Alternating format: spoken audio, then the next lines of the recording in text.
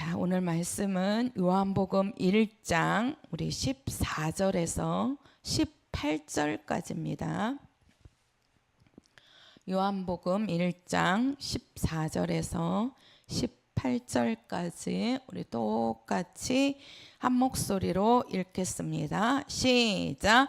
말씀이 육신이 되어 우리 가운데 거하심에 우리가 그 영광을 보니 아버지의 독생자의 영광이요 은혜와 진리가 충만하더라.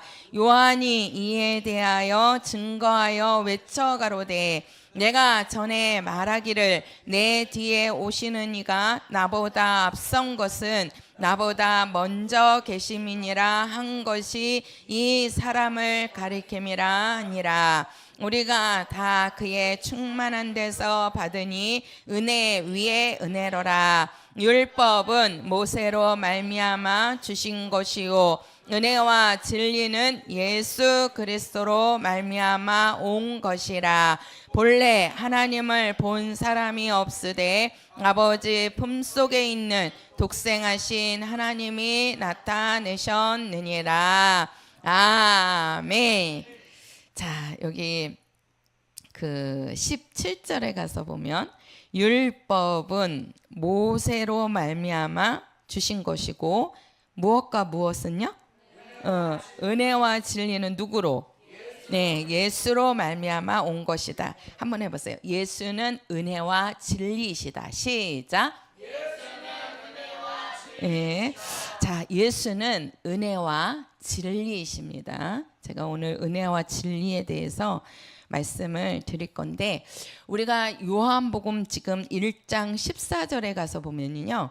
말씀이 육신이 되어 우리 가운데 거하심에 우리가 그 영광을 보니 아버지의 독생자의 영광이다. 이렇게 말씀하시죠. 그러니까 우리가 말씀이 육신이 되어서 우리 가운데 오신 분, 이 말씀이 누구냐면 요한복음 1장 1절에 태초에 뭐가 계시니라. 말씀이 계시니라. 근데 이 말씀이 곧 누구시라고요? 하나님이시라는 거죠. 우리가 이 말씀은 지금 우리가 말씀이 육신이 되었다. 이 말씀은 곧 하나님이시라는 겁니다. 그래서 우리가 그 하나님을 우리가 뭐라고 말씀한다 그랬죠? 로고스라고 말씀을 드렸죠. 로고스라는 것은 인격이신 하나님. 쉽게 말해서 우리 사람도 사람이지만 하나님께서 우리 사람을 그 몸과 혼과 영으로 만드셨잖아요. 그 혼이 바로 인격이란 말이에요. 우리가 인격이라는 것은 우리가 그 나를 이야기하는데 그 인격은 지정의라 그랬죠.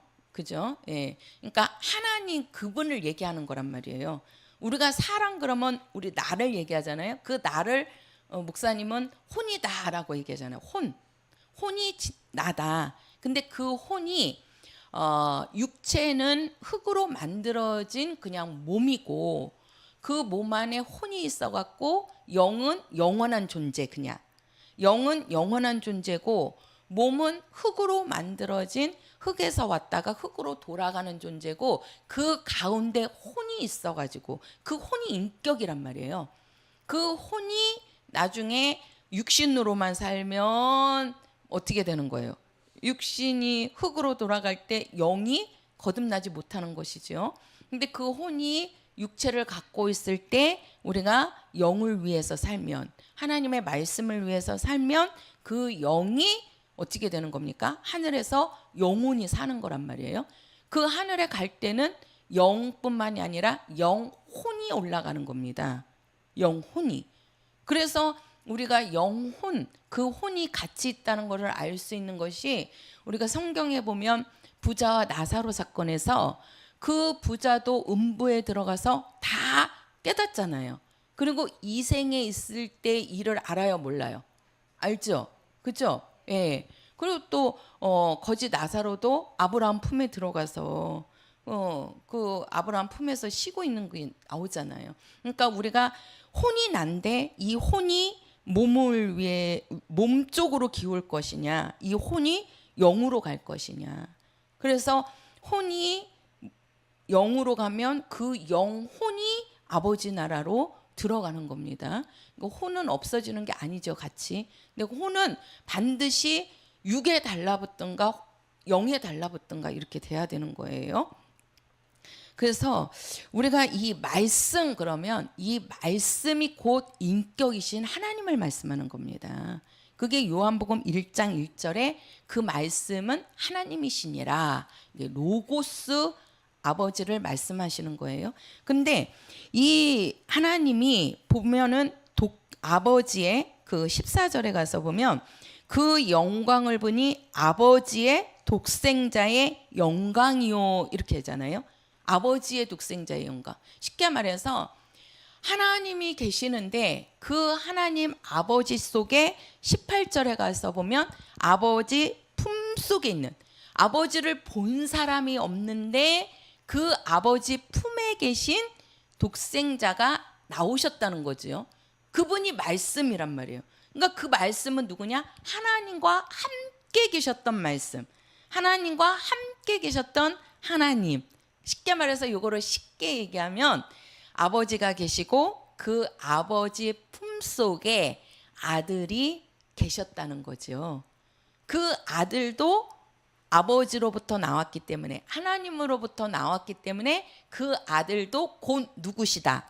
그렇지요. 하나님이시다. 하나님이시다. 그러니까 우리가 말씀이 육신이 되어 할 때에 그 말씀이 육신이 되어서 오신 분, 그분은 뭐냐?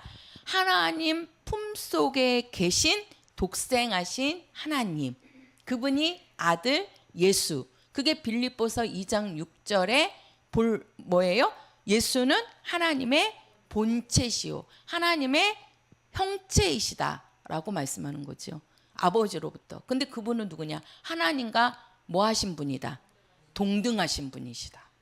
하나님과 동등하신 분이라는 것은 곧 그분이 참 하나님이시라는 것을 말씀하는 겁니다. 우리가 그 예수님께서 12제자를 세우시죠. 그 12제자에서 가룟 유다가 있는데 이 가룟 유다가 믿음이 없었던 자는 아닙니다. 우리가 그 이제 예수님이 그 십자가에 죽기 전에 이제 예수님을 잡아가지고 이제 이제 재판을 하잖아요. 그랬을 때 예수님이 잡혔을 때 11제자는요 다 도망갔습니다.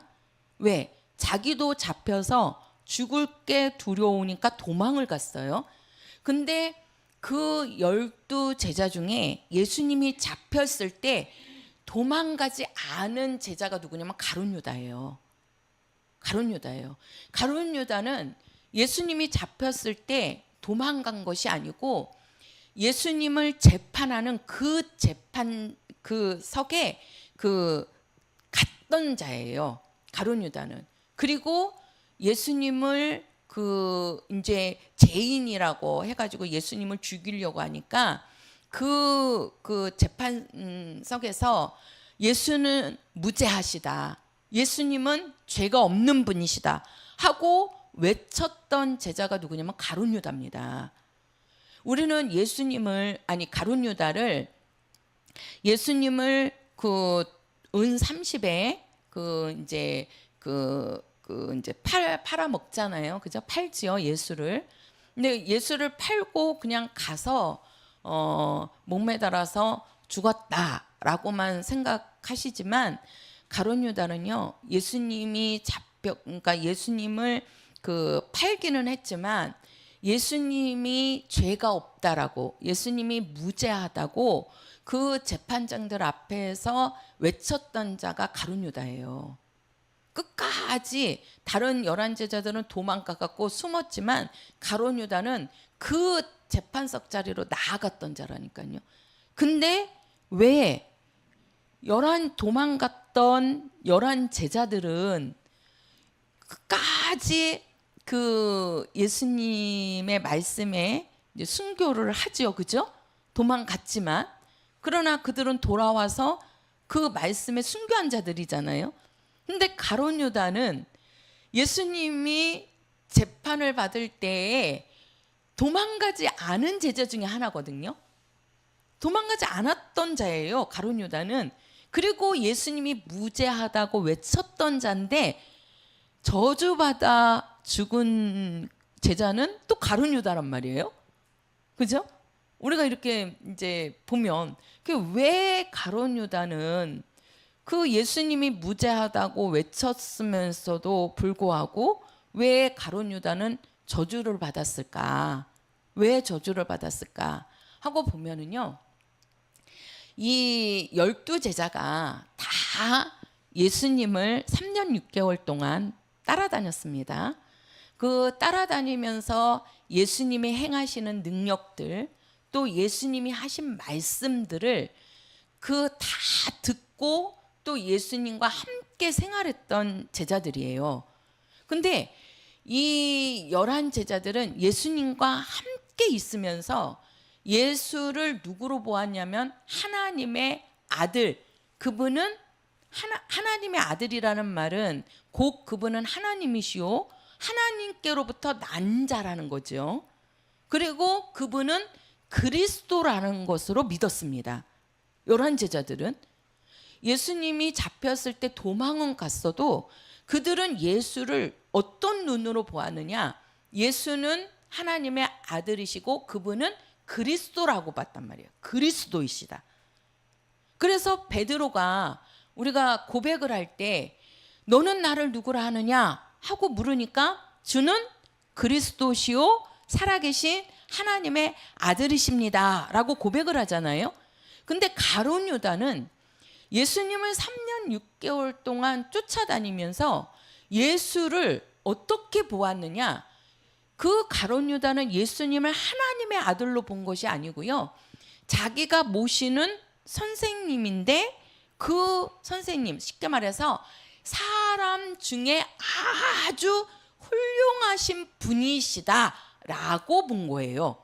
그러니까 예수를 누구로 봤냐면 하나님의 아들로 본 게 아니라 가룟 유다는 예수를 사람으로 보았습니다. 사람의 눈으로 보았어요.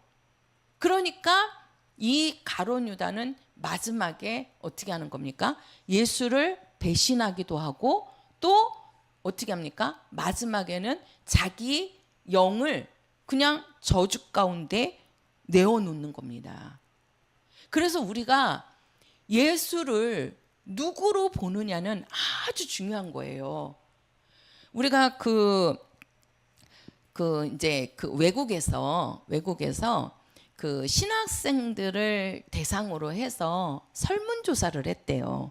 뭐라고 했냐면 너희들 가운데서 가장 존경하는 인물들 5명을 써라 하고 이제 설문조사를 했다는 거예요. 누구를 대상으로 하면 신학생들을 대상으로 해서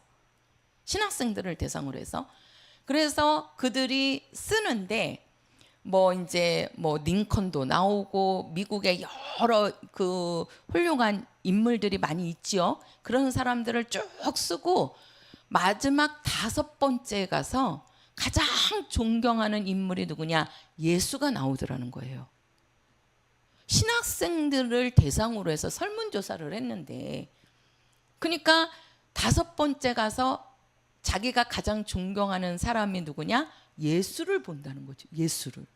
그러니까 이게 예수를 하나님으로 보는 게 아니고 그냥 훌륭한 인물 중에 하나로 보는 겁니다.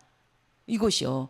그게 지금 오늘날 많은 사람들이 예수가 누구냐? 성인 중에 하나로 보잖아요. 성인 중에 하나. 그래서 우리가 3대 성인 하면 그것도 예수가 먼저 안 나와요. 우리가 3대 성인을 하면 먼저 공자, 석가, 그 다음에 예수를 말합니다. 예수를. 성인 중에 한 명을 두더라도 예수가 제일 마지막에 나오는 거예요. 신학생을 상대로 해갖고 설문조사를 했는데 가장 존경하는 인물 5을 쓰시오 하니까 5번째에 가서 예수가 나오더라는 거예요. 예수가. 이게 정말 얼마나 실망스러운 일입니까? 그것도 일반인을 대상으로 해서 한 것이 아니고 신학생들을 대상으로 했는데, 신학생이 누굽니까? 하나님의 말씀을 그들이 배우면서 그들이 나중에 목회자가 될 사람들이잖아요. 그럼 목회자가 누굽니까? 성도들을 이끌고 성도들을 말씀으로 양육하고 또 영혼을 구원해야 할 사람들인데, 그 신학생들에게서 마지막 5번째 존경할 인물로 예수가 나온다는 거예요. 예수가. 그것을 설문조사하는 것도 이게 어리석은 거고, 그죠? 거기에다가 예수를 가장 존경하는 인물로 쓰는 것도, 신학생들이 쓰는 자체도 이거는 참 실망스러운 일이죠. 가룟 유다가 예수님을 3년 6개월 동안 쫓아다녔는데 그 눈으로 봤다는 거예요. 가장 존경하는 사람으로, 예수를 가장 존경하는 선생님으로. 그래서 가룟 유다가 타락하고 그 가룟 유다가 저주받은 겁니다. 결국은 예수를 하나님으로 보지 않고, 쉽게 말해서 예수를 하나님의 아들로 보지 않고 사람으로 보면 언젠가는 그 사람은 예수 믿다가 타락할 수밖에 없다라는 것입니다. 우리가 예수를 믿다가 예수를 배신하고 떠나가는 사람들 많이 있죠. 예수 믿다가 안 믿는 사람들 많잖아요. 그 사람들이 정말 예수를 하나님으로, 예수를 하나님의 아들로, 예수를 그리스도로, 그리스도가 뭡니까? 나를 구원하시는 분이라는 거예요. 나를 구원하실 분이 예수라는 것을 안다면 예수를 못 버리는 겁니다. 근데 예수를 하나의 성인으로, 예수를 그냥 훌륭한 사람으로 보기 때문에 그 사람은 예수를 떠나고 예수를 등지게 된다는 거예요. 그래서 우리는 예수를 누구로 보느냐는 아주 중요한 겁니다. 당신 예수가 누구십니까? 하고 물을 때 내가 예수를 누구로 말할 수 있느냐는 거예요. 그게. 그러니까 우리가 이 십자가는, 그래서 예수님께서 뭐라고 말씀하시냐면, 한번 성경을 보세요. 요한복음 15장입니다. 요한복음 15장. 자, 요한복음 15장 26절입니다. 요한복음 15장 26절. 시작. 내가 아버지께로서 너희에게 보낼 보혜사 곧 아버지께로서 나오시는 진리의 성령이 오실 때에 그가 나를 증거하실 것이요. 그 예수님께서 하시는 말씀은 뭐라고 그럽니까? 나를 변호할 자는, 나를 증거할 자는 누구시다? 성령이시라고 말씀하는 거예요. 제가 저번 시간에 성령이 역사하면서 성령이 예수를 증거한다고 했잖아요. 그죠? 그러니까 예수님이 지금 하시는 말씀이 뭐냐면, 너희에게 보낼 보혜사 곧 아버지께로서 나오시는 진리의 성령이 나를 증거한다는 거예요. 예수를 증거하실 분은 성령밖에 없다는 겁니다. 그래서 우리도 예수가 하나님의 아들이시요 그분이 참 하나님이시라는 것을 믿게 하시는 분은요, 성령이 아니고서는 안 된다는 거예요. 성령이 아니고서는.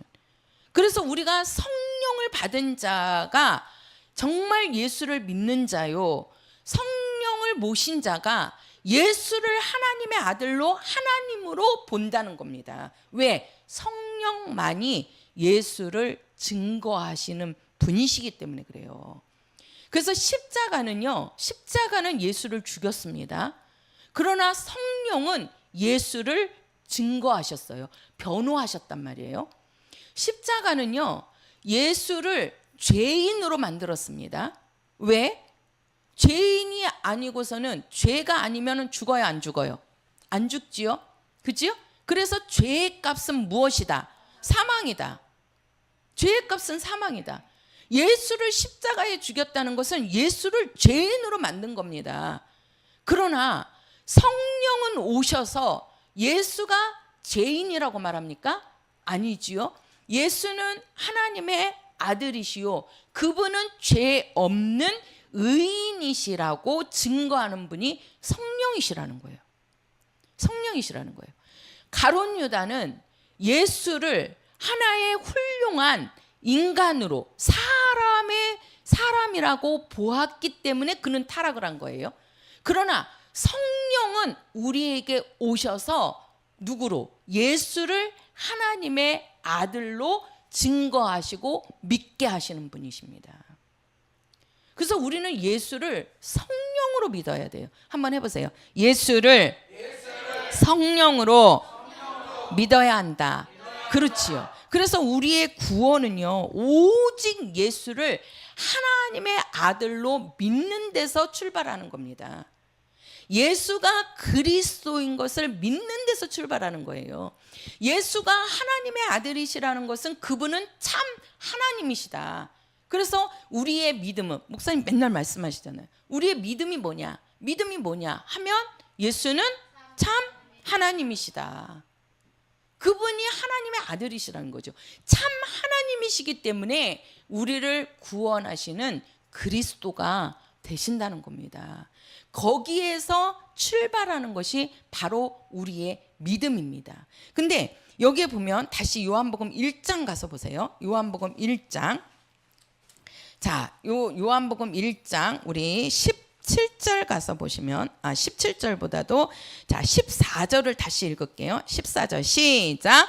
말씀이 육신이 되어 우리 가운데 거하심에 우리가 그 영광을 보니 아버지의 독생자의 영광이요 은혜와 진리가 충만하더라. 자, 말씀이 육신이 되어서 오신 분, 그분이 하나님의 아들, 바로 아버지의 독생자의 영광이라고 말씀합니다. 근데 그 아버지의 독생자의 영광이고 또 은혜와 뭐가?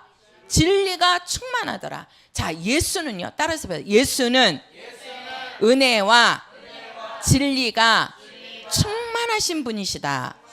그렇지요? 은혜와 진리가 충만하신 분이 누구시냐? 예수입니다. 그러면 우리가 이 율법과, 제가 여기 좀 오늘 하겠습니다. 요거를 조금.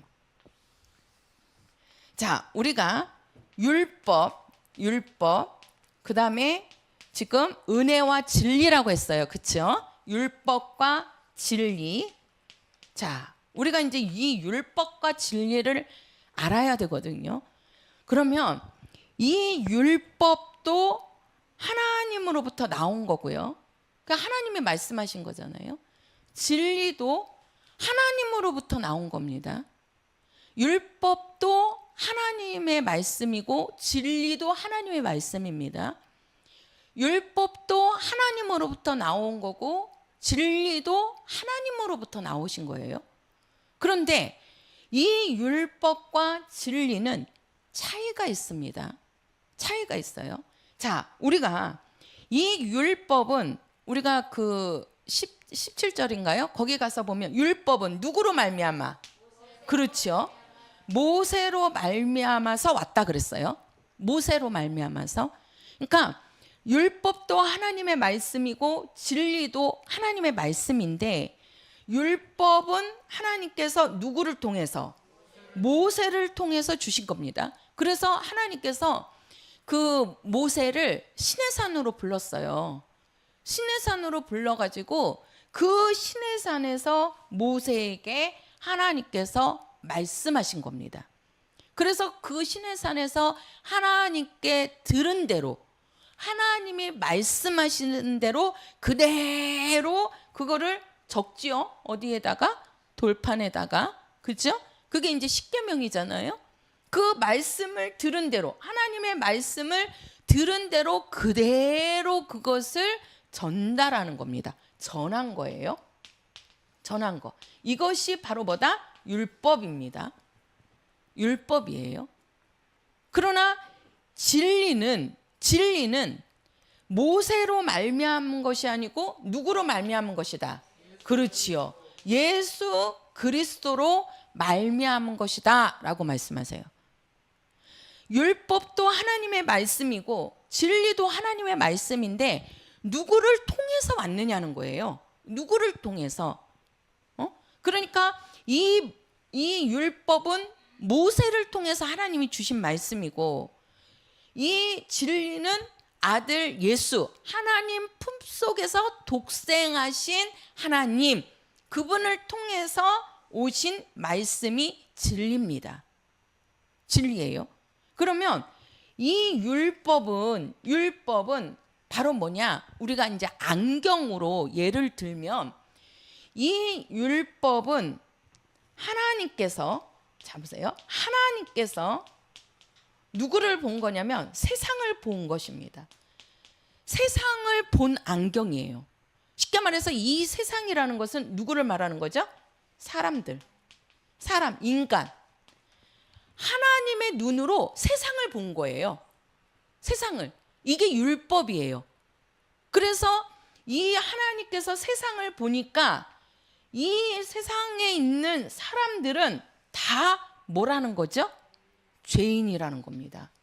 그래서 우리가 로마서 3장에 가서 보면 하나님이 이 세상을 보니까 의인은 없나니 하나도 없다. 의인은 없나니 하나도 없다. 하나님께서 이 세상을 보니까 세상에는 의인이 없는 거예요. 의인이. 그 세상이라는 것은 우리가 살고 있는 이 땅을 얘기하는 것이 아니고 인간세자란 말이에요. 인간세자. 하나님이 사람을 보니까, 인간을 보니까 의인은 없고 다 뭐다? 죄인이라는 겁니다. 죄인이라는 겁니다. 그러니까 이 죄인에게는 소망이 있어요, 없어요? 없어요. 절망밖에 없는 거예요. 절망밖에 없는 거예요. 그래서 우리가 요한복음 3장 16절에 하나님이 세상을 이처럼 사랑하사, 그 세상은 사람을 얘기한단 말이에요. 세상을 사랑하사 독생자를 주셨으니 이는 저를 보고 믿는 자마다 뭐하지 않고 멸망하지 않고. 그 말은 뭐예요? 사람들은 다 뭐한다? 멸망한다는 거죠. 멸망한다는 거예요. 세상은. 사람들은 다 절망이요 멸망이라는 겁니다. 왜? 뭐기 때문에? 죄인이기 때문에. 이 땅에서 하나님이 보시니까 이 땅에는 의인이 없는 거예요. 모든 사람들이 다 죄인인 겁니다. 죄인인 거예요. 이게 하나님이 세상을 보신 눈입니다. 우리가 안경으로 볼 때. 그런데 우리가 진리는 바로 뭡니까? 진리는 사람이 누구를 통해서, 예수를 통해서 누구를 보는 거예요? 하나님을 보는 것입니다. 진리는 하나님을 보는 것입니다. 한번 해보세요. 진리는 하나님을 보는 것이다. 근데 우리가 하나님을 보려면 누구를 통해서 봐야 돼요? 예수를 통해서 봐야 된다는 거예요. 예수를 통해서. 그래야지만 우리가 하나님을 볼 수 있다는 겁니다. 이 율법은 모든 사람들이 죄인이기 때문에 하나님을 볼 수 있어요, 없어요? 없어요. 하나님을 볼 수가 없어요. 그래서 우리가 죄의 담이라 그랬죠. 아담이 하나님 앞에 범죄하는 순간에 하나님과 인간 사이가 담이 생겨버린 거예요. 그래서 사람들은 하나님을 볼 수 있어요, 없어요? 없어요. 하나님을 만날 수 있어요, 없어요? 없어요. 뭐 때문에? 죄 때문에. 하나님을 볼 수 없게 되었단 말이에요. 근데 우리가 진리라는 것은 누구를 통해서? 예수를 통해서 사람이 누구를 볼 수 있는 거예요? 하나님을 볼 수 있게 된 거예요. 하나님을 볼 수 있게 된 거. 이게 바로 뭐냐? 진리입니다. 진리입니다. 그러니까 우리가 율법을 한마디로 말하면 하나님이 세상을 봤는데 그 세상에는 다 누구다? 죄인이다. 죄인으로 보는 겁니다. 죄인으로. 그래서 이 율법은 누구를 만드는 거예요? 죄인을 만들고 죄인인 것을 깨닫게 하는 말씀이 바로 율법이라는 겁니다. 율법이라는 거예요. 그래서 우리가 마귀 그러는데요. 이 마귀를 이간자이기도 하지만 마귀를 참소자라고 그래요. 참소자. 참소자라는 것은 뭡니까? 자꾸 가서 어떻게 하는 거야? 저 사람이 잘못을 자꾸 가서 얘기하는 거예요. 자꾸 가서. 그게 참소자예요. 그러니까 마귀는요. 뭡니까? 하나님께 가서 뭐라고 얘기하냐면 하나님, 저 사람 잘못 있잖아요. 저 사람 허물 있잖아요. 사람이 죄를 졌잖아요. 그러니까 죄인이잖아요. 그러니까 그 죄의 대가로 오는 거예요. 그래서 우리가 율법은 다른 말로 하면 이 율법은 행한 대로 받는 겁니다. 뭐 한 대로요? 행한 대로 받는 것이 요게 율법입니다. 그래서 하나님의 말씀을 지키면 복을 받고 하나님의 말씀을 지키지 않으면 뭐가 와요? 저주가 와요. 저주가 와요. 그게 율법이에요. 그러니까 아무리 이 사람이 하나님의 말씀을 만약에 99개를 지켰어요. 99개를 지켜서 지킨 거에 대해서 복을 받았어요. 그런데 하나를 지키지 못했어요. 그러면 지키지 못한 하나에 의해서 저주가 온다니까요. 저주가. 그게 율법이란 말이에요. 율법. 우리가 이 땅을 살아가면서 이 100%를 하나님의 말씀을 100% 지킬 사람이 있어요, 없어요? 없단 말이에요. 없단 말이에요. 그러니까 이 율법은 네가 아무리 99개를 다 우리가 생각을 해볼 때 100개가 있는데 100개에 99개를 지켰으면 많이 지킨 거예요? 적게 지킨 거예요? 많이 지킨 거죠. 우리가 99개 어떻게 지키고 삽니까? 그죠? 그런데 하나를 안 지켰으면 하나님은 안 지킨 거에 대한 저주가 그 사람에게 간다니까요. 그것이. 그러니까 이게 얼마나 무서운 겁니까? 행한 대로 갚으신다는 것이 좋은 게 아니란 말이에요. 좋은 게. 왜? 네가 지킨 것에 대해서는 복을 받지만 네가 지키지 않은 것에 대해서는 뭐가 오니까? 저주가 오니까. 그러니까 얼마나 무서워요. 그러니까 구약의 사람들은 하나님이 두려운 하나님이었단 말이에요. 두려운 하나님. 왜? 내가 혹시라도 이 말씀을 지키지 않으면, 내가 혹시라도 말씀을 어기면 야, 이게 하나님의 나에게 저주가 오는 거 아니냐라는 두려움이 있었단 말이에요. 두려움이. 그 두려움 속에서 그들은 지킨다고 했지만 그 율법을 완전히 지키는 사람은 있을 수 있어요, 없어요? 없어요. 그래서 예수님께서 오셔가지고 뭐라고 얘기합니까? 우리가 마태복음 5장에서 7장까지를 산상수훈해갖고 예수님의 율법입니다. 그게 우리가 구약을 율법이라고 하는데요. 우리가 마태복음 5장에서 7장까지는 예수님의 율법이에요. 예수님의 율법. 그러면서 예수님께서 5장 그 17절인가요? 거기에 17절인가 27절인가 한번 가서 볼까요? 마태복음 5장 가서 보세요. 자, 마태복음 5장입니다. 자, 마태복음 5장 17절이네요. 5장 17절. 자, 같이 읽겠습니다. 시작. 내가 율법이나 선지자나 폐하러 온 줄로 생각지 말라. 폐하러 온 것이 아니요 완전케 하려 함이노라. 자, 여기 보면 내가 율법이나 선지자를 폐하러 온 줄로 생각지 말라. 폐하러 온 것이 아니고 뭐 하러 왔다? 완전케 하러 왔다는 거예요. 완전케 하러. 우리는 예수님께서 율법을 무시했다라고 생각을 합니다. 근데 예수님은 율법을 무시하지 않았어요. 예수님은 오셔가지고 그 율법을 더욱더 강화시킨 겁니다. 예수는 율법을 폐하러 오신 게 아니에요. 그죠? 우리가 율법과 복음 그러면 이 율법을 예수님이 오셔서 무시하고 복음으로만 살아라 이렇게 생각을 하시는데 아니에요. 예수님은 오셔갖고 이 율법을 더 뭐화시켰어요? 강화시켰다니까요. 더 강조하셨다고요. 그거를 아는 것이 우리가 마태복음 5장에서 7장의 말씀이에요. 우리가 이 율법은 우리가 십계명을 보면 살인하지 말아라 할 때에 사람을 죽여야지만 살인이었어요. 구약의 율법은. 근데 예수님이 딱 오셔갖고 사람을 죽인 것만이 살인이 아니고 네가 그 사람을 미워하는 것도, 형제에 대해서 라가라, 쉽게 말해서 욕하는 것도 너는 뭐한 것이다? 살인한 것이라고 말씀합니다. 이 율법은, 구약의 율법은 행동으로, 행한 대로 한다는 것은 그 몸이 행한 거예요. 행동한 거예요. 그 몸으로 행동한 것만이 죄라고 얘기했지만 예수님이 오셔갖고는 몸으로 행동한 것뿐만이 아니라 네 마음으로 생각하는 것도 죄라고 얘기하시는 겁니다. 그게 지금 우리가 마태복음 5장에서 7장의 말씀이에요. 뭐예요? 율법을 더욱더 강조하신 거예요.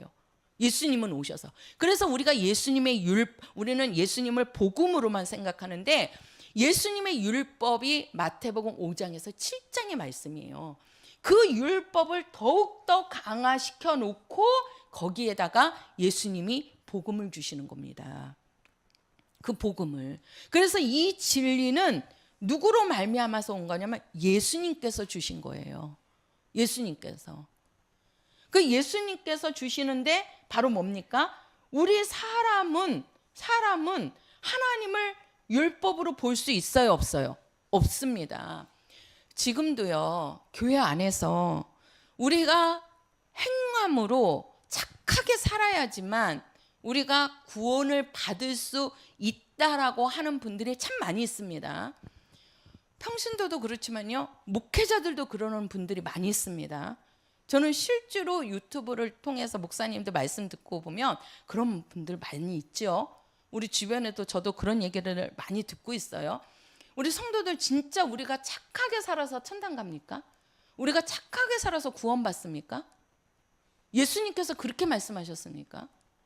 만약에 우리가 착하게 살아서 구원을 받는다고 하면 예수님이 오셔가지고 죽을 필요가 없는 거예요. 예수님이 오실 필요가 없어요. 왜? 구약의 사람들도 이 모세를 통해서 준 율법을 가지고 그들은 그 행동으로 착하게 살고 선하게 살려고 했다니까요. 근데 사람의 선행이나 사람의 그 행함으로 이게 우리가 의로워질 수 있어요, 없어요? 없다니까요. 하나님께서 사람을 볼 때에 의인은 없나니 한 명도 없다라고 그랬어요. 한 명도 없다. 그러니까 우리가 아무리 우리 행함으로 착하게 산다 할지라도 그 사람은 의인이에요, 죄인이에요? 죄인이라는 겁니다. 하나님의 눈으로 우리는 봐야 돼요. 하나님의 눈으로 세상을 보니까 멸망이라는 거예요. 하나님이 세상을 진단하니까 그 세상은 뭡니까? 절망밖에 없는 겁니다. 절망밖에. 그게 바로 뭐다? 율법이다. 우리가 오늘날도 우리 행함으로 우리가 의로워진다라고 하는 사람은요, 그 사람에게는 절망입니다. 그 사람에게는 절망이에요. 절망밖에 없는 거예요. 그 사람은 구원이 없는 겁니다. 그러면 구원은 어디에서 오느냐? 보세요. 이 율법으로는 죄인입니다. 죄인이라는 얘기는 구원받지 못한다는 거예요. 죄인이라는 얘기는 하나님을 볼 수 있어요, 없어요? 없어요. 하나님을 볼 수 없어요. 하나님을 볼 수 없는 사람이 하나님의 나라에 들어갈 수 있어요, 없어요? 없단 말이에요. 그래서 하나님께서는 뭡니까? 우리에게 진리를 주시는 겁니다. 진리를. 그러면 그 진리가 누구냐? 바로 예수. 우리가 요한복음 14장 6절에 가서 보면 예수께서 하시는 말씀이 내가 곧 길이요 진리요 생명이라. 그러니까 예수님께서 진리라고 말씀하세요. 예수님께서 진리라고. 그러니까 예수님께서 진리라는 말씀은 예수만이 하나님 아버지께로 가는 길이라는 겁니다. 그러니까 하나님을 볼 수 있게 하시는 분은 오직 누구밖에 없다? 예수밖에 없다. 우리는 예수를 통해서만이 누구를 볼 수 있다? 하나님을 볼 수 있다는 거예요. 그게 바로 진리입니다. 해보세요. 진리는 예수를 통해서 하나님을 보는 것이다. 그게 진리란 말이에요. 자, 율법은 해보세요. 율법은 사람을 죄인으로 깨닫게 하는 것이다. 그렇죠? 죄인을 보게 하는 겁니다. 율법은 하나님이 죄인을 보는 거예요. 죄인을. 그러나 진리는 예수를 통해서 하나님을 보게 하는 겁니다. 이게 바로 진리예요. 진리예요. 그래서 이 진리는 오직 누구로 말미암아 온다? 예수로 말미암아 온다는 거예요. 내가 곧 진리다. 이 말은 예수만이 하나님을 볼 수 있는 길이라는 겁니다. 예수만이 하나님께로 갈 수 있는 길이라는 거예요. 그게 예수께서 나는 뭐다?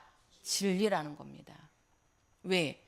우리는 하나님을 본 사람이 없습니다. 우리가 예수를 안다는 것은 곧 하나님을 안다는 거고, 예수를 본다는 것은 하나님을 본다는 겁니다. 그 말은 무슨 말이냐? 아들은 아버지가 없는 아들이 있어요, 없어요? 없지요. 근데 하나님 아버지를 본 사람이 있어요, 없어요? 없단 말이에요. 하나님 아버지를 본 사람이 없는데 이 땅에 아들이 오셨어요. 아버지 품속에 계신 아들이 오셨단 말이에요. 그러니까 그 아들을 보니까 누가 계시는 거예요? 하나님 아버지가 계시는 거예요. 아버지가. 그래서 우리가 하나님을 본다는 얘기는 아들을 통해서 아버지가 계시다는 것을 알려주는 겁니다. 그래서 우리는 꼭 하나님을 보려면 누구를 통해서만이? 예수를 통해서만이 하나님을 볼 수 있다는 거예요.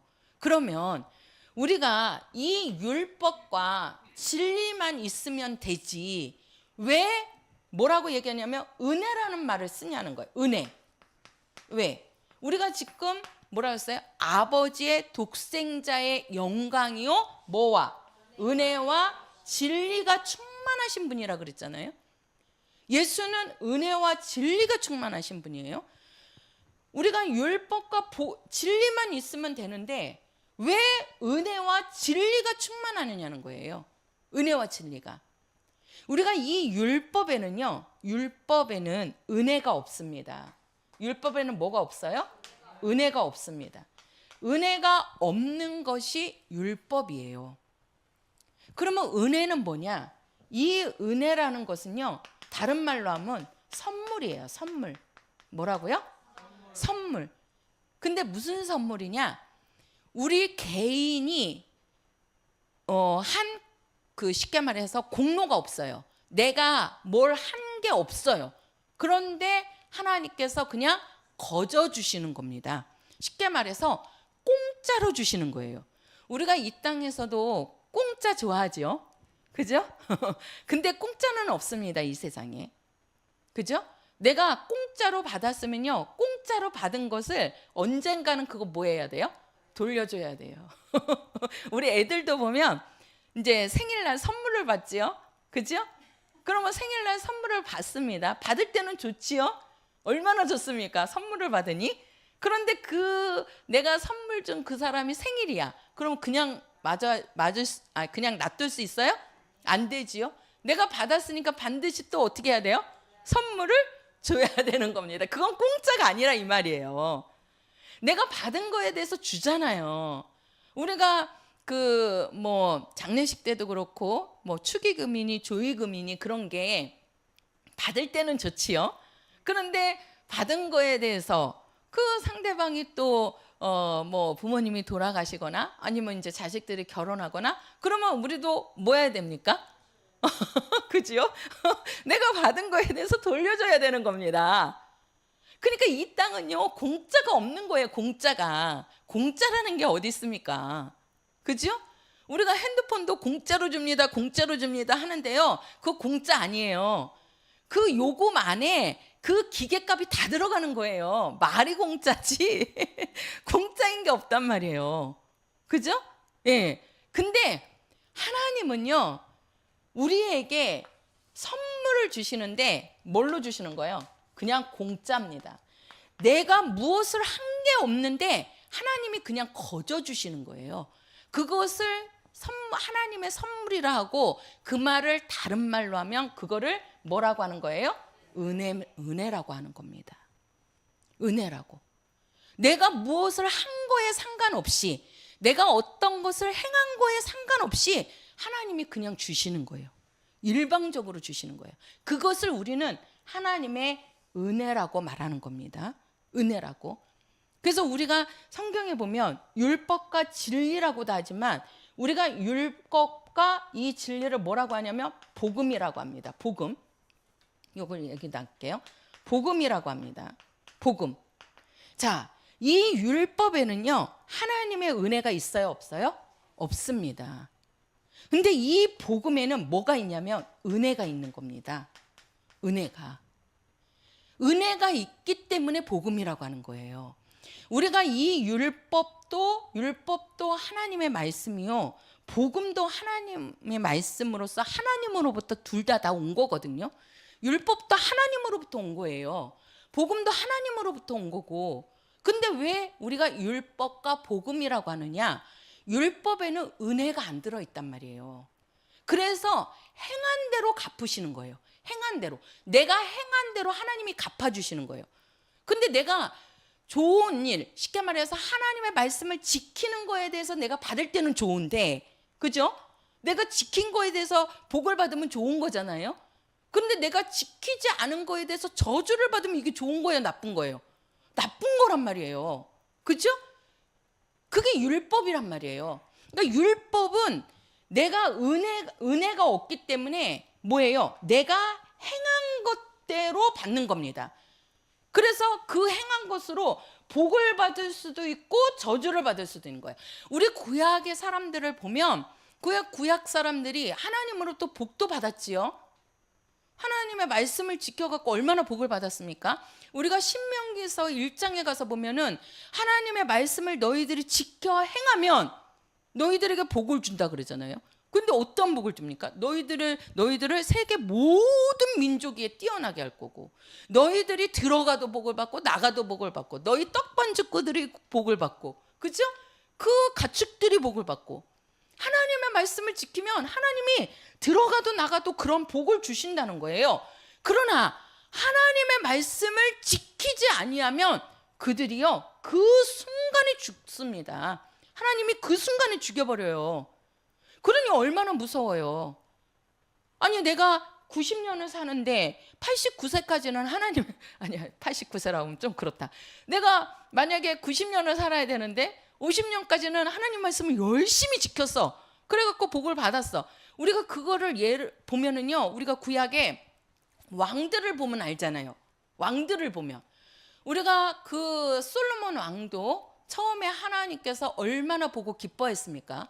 그 솔로몬이 그 하나님이 왕으로 세울 때 그 말씀을 그렇게 잘 지키고 하나님의 말씀을 대로 준행을 했잖아요. 근데 이제 나이 들어서 어떻게 됩니까?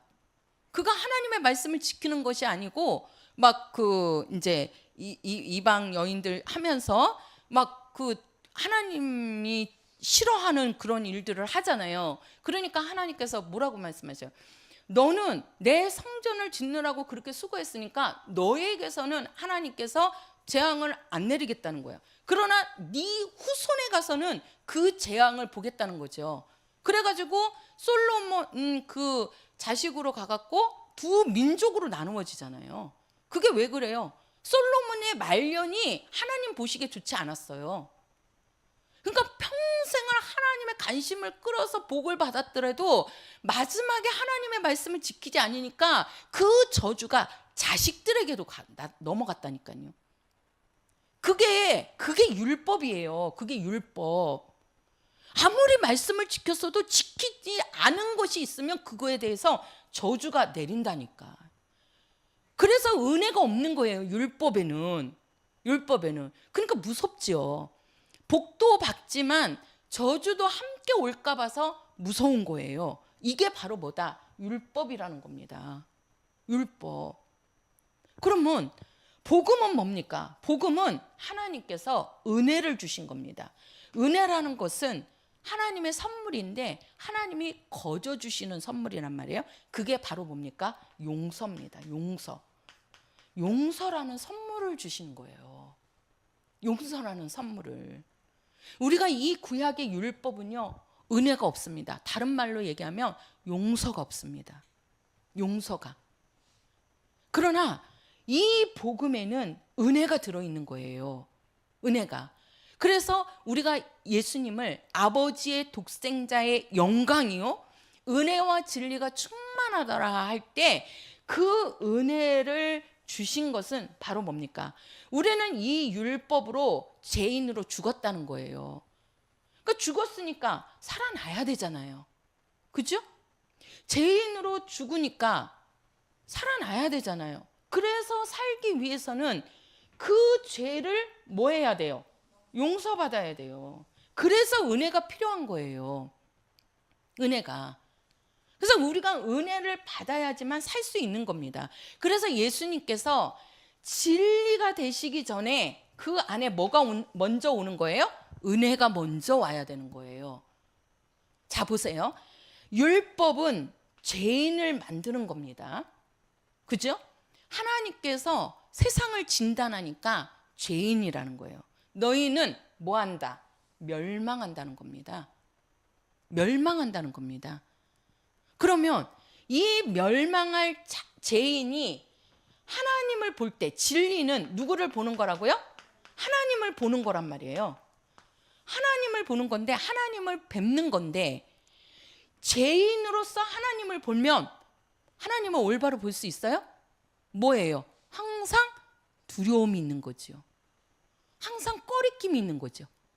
그러니까 만약에 율법과 진리만 있다면 우리 사람들은 하나님을 옳게 볼 수가 없는 거예요. 왜? 거기는 이 죄라는 것으로 해갖고 항상 더 꺼리낌이 있는 겁니다. 내가 저 사람한테 잘못을 했어요. 근데 그 사람이 나를 쳐다보는데 쳐다볼 때 이 죄 지은 사람은 항상 이게 좋은 눈으로 봐도 왜 저 사람 나를 이렇게 보지? 또 나쁜 눈으로 보면 저 사람 왜 나를 이렇게 보지? 항상 이게 뭔가 불안하지요. 그지요? 꺼려지지요? 그 사람은 상대방은 모르고 그냥 하는 말인데 그 말 던지는 말에 나는 걸린단 말이에요. 왜? 내가 그 사람한테 잘못한 게 있거든. 그러니까 항상 꺼리끼는 거예요. 이게 항상 불안한 거예요. 이게 두렵고. 그게 바로 뭐냐? 그게 죄입니다. 이 죄의 눈으로 율법의 사람으로 하나님을 보려면 뭐예요? 더 두려운 거죠. 그죠? 차라리 하나님을 안 보이면 죄인으로서 그냥 숨어서 살 건데 이 죄인으로 하나님을 보려니 얼마나 꺼리끼겠습니까? 예? 그래서 뭐예요? 이 진리, 쉽게 말해서 진리가 오기 전에 바로 뭐예요? 하나님을 보기 전에 우리는 뭘 받아야 되는 겁니까? 이 안에 은혜가 먼저 와야 되는 겁니다. 은혜가. 이 은혜가 바로 뭡니까? 용서입니다. 용서. 은혜는 용서다. 시작. 그렇죠. 내가 은혜 받은 자다라는 말은 나는 용서받은 자다 이 말이에요. 내가 은혜 받은 자다 그 말은 나는 생명을 얻은 자다 이 말이에요. 우리는 율법으로 죄인이 되어서 멸망하는데 나는 예수로 용서받아서 나는 뭐가 됐다? 살게 되었다. 이게 은혜 받은 자입니다. 그래서 은혜 받은 자는요, 하나님 앞에 자기의 것을 자랑할 것이 있어요, 없어요? 없지요. 왜? 나는 죄인 있는데 하나님으로부터 거저 받은 겁니다. 뭘 받았어요? 용서받은 거예요. 누구를 통해서? 예수를 통해서. 내 공로는 하나도 안 들어가는 거예요. 오직 예수로 말미암아서 우리는 뭘 받은 거예요? 용서받은 겁니다. 그러니 얼마나 감사합니까? 내가 죄를 졌는데 그것을 용서해 주는 거야. 내가 그 용서를 받았을 때 얼마나 감사합니까? 그 사람을 평생 잊어버릴 수 있어요, 없어요? 없어요. 못 잊어요. 못 잊는다고요. 내가 잘못을 했는데 그 잘못을 그 사람이 알고 용서해 주는 거야. 그 용서해 준 사람을 잊어버릴 것 같아요? 못 잊습니다. 그 용서해 준 사람을 위해서 평생 헌신하고 사는 거예요. 그게. 우리는 은혜가 뭡니까? 우리는요, 살 수 없는 사람이 살 수 없는 사람이 뭐 하게 된 거예요? 살게 된 거예요. 우리는 구원받을 수 없는 사람인데 뭘 받은 거예요? 구원받은 겁니다. 다른 말로 우리는 하나님의 자녀가 될 수 없는 자들이에요. 우리는 하나님의 자녀가 될 자격이 없는 사람이라니까요. 왜? 죄인이기 때문에. 그런데 우리는 하나님의 뭐가 되었어요? 자녀가 된 겁니다. 이게 바로 뭐다? 이게 은혜 받은 사람입니다. 그럼 우리는 은혜로 우리는 살게 된 것이고, 우리는 은혜로 구원받은 것이고, 우리는 은혜로 하나님의 자녀가 된 거예요. 우리 성도들이 무엇을 해가지고 우리가 구원받았습니까? 우리가 하나님 앞에 무엇을 해가지고 우리가 살게 됐어요? 우리가 뭘 해가지고 우리가 하나님의 자녀가 된 겁니까? 아니에요. 그냥 우리에게 거저 주신 겁니다. 누구를 통해서? 예수를 통해서 하나님이 거저 주신 거예요. 선물로 주신 거예요. 그게 바로 뭐다? 은혜입니다. 하나님이 우리에게 은혜를 주지 않았으면요, 우리는 살 수도 없고 구원받을 수도 없고 우리는 하나님의 자녀라는 거는 꿈도 꿀 수 없는 거예요. 근데 예수로 말미암아서 우리가 하나님의 은혜를 받게 된 겁니다. 그래서 이 말을요, 제가 다시 한번 하면요, 우리가 율법에다가 은혜를 더하면 이게 뭐가 됐냐? 이게 복음이 되는 겁니다. 이게 복음이 되는 겁니다. 그런데 이 복음에서 은혜가 빠지면 이건 뭐가 되는 거예요? 이건 뭐가 되는 거예요? 율법이 되는 겁니다. 다시 율법이 되는 거예요. 이거 보세요. 이 율법은 죄인이잖아요. 그죠? 거기에 은혜가 왔습니다. 은혜를 더하는 거예요. 은혜라는 것은 용서지요. 나는 죄인인데 용서하니까 뭐가 됐어요? 그렇죠. 살게 된 거지요. 생명을 얻게 된 거잖아요. 하나님의 자녀가 된 거잖아요. 구원받은 거잖아요. 이게 복음이란 말이에요. 근데 복음에서 은혜를 빼버리면 그 사람은 율법으로 돌아가는 거예요. 지금 일반인들이 조금 보세요. 아니, 예수를 믿어서 우리는 구원받는, 하나님의 일방적인 은혜로 우리는 구원받았는데 뭐라고 그래요? 은혜를 빼버려요. 예수님의 공로를 빼버려요. 그래서 그 예수님의 공로에 뭐가 들어가요? 내 공로를 집어넣는 거예요. 그게 뭐예요? 내가 행한 대로. 네가 착하게 살아야 구원받아. 네가 정직해야 구원받는 거야. 응? 네가 하나님 앞에 의롭게 살아야 구원받을 수 있어. 내 공로를 집어넣어요. 은혜라는 건요, 누구의 공로예요? 예수님의 공로예요. 예수님의 공로. 예수님의 공로. 하나님께서 그냥 일방적으로 우리에게 거저 주신 거라니까요. 그걸 우리는 받기만 하면 되는 거거든요. 그러면 우리에게는 구원이 오고 살 길이 열리고 하나님의 자녀가 되는 거란 말이에요. 이게 복음이란 말이에요. 근데 지금 이 복음에서 은혜를 빼버린다니까요. 은혜를 빼버려요. 그리고 그 은혜에다가 뭘 집어넣어요? 자기 공로를 집어넣는 거예요. 사람들의 공로를 집어넣는 거예요. 네가 착하게 살아야 천당 간다. 네가 정직하게 행해야 하나님 앞에 갈 수 있다. 하나님을 볼 수 있다. 은혜를 빼버리는 거예요. 그러니까 그 사람은 뭘로 돌아가요? 율법으로 돌아가 버리는 거예요. 그 율법은 누구를 만들어요? 죄인 만든다니까요. 죄인이 하나님 앞에 갈 수 있습니까? 못 간단 말이에요. 못 간다고요.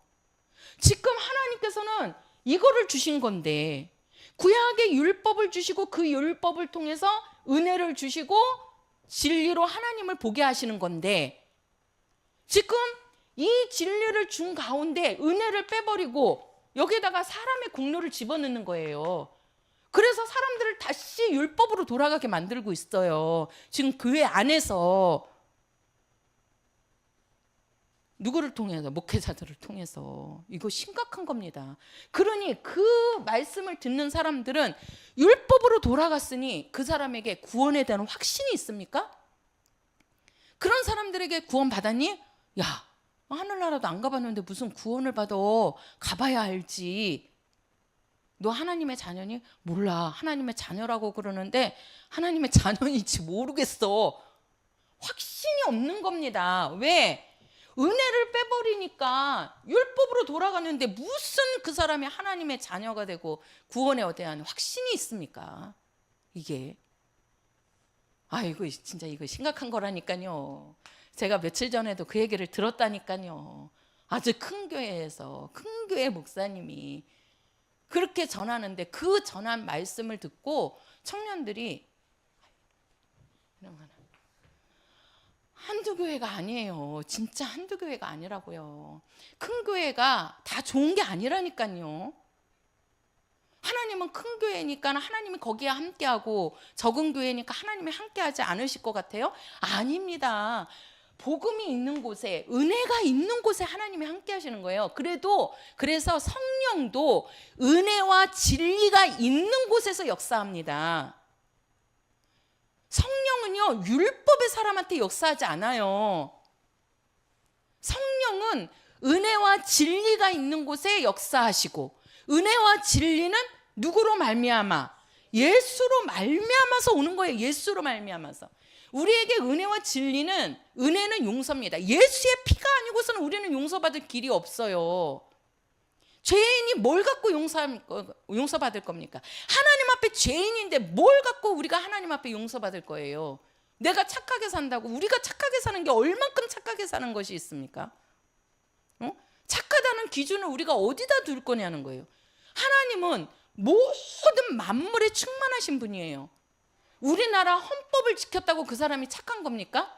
그러면 미국의 헌법하고 우리나라 헌법하고 다르면 어떻게 되는 거예요?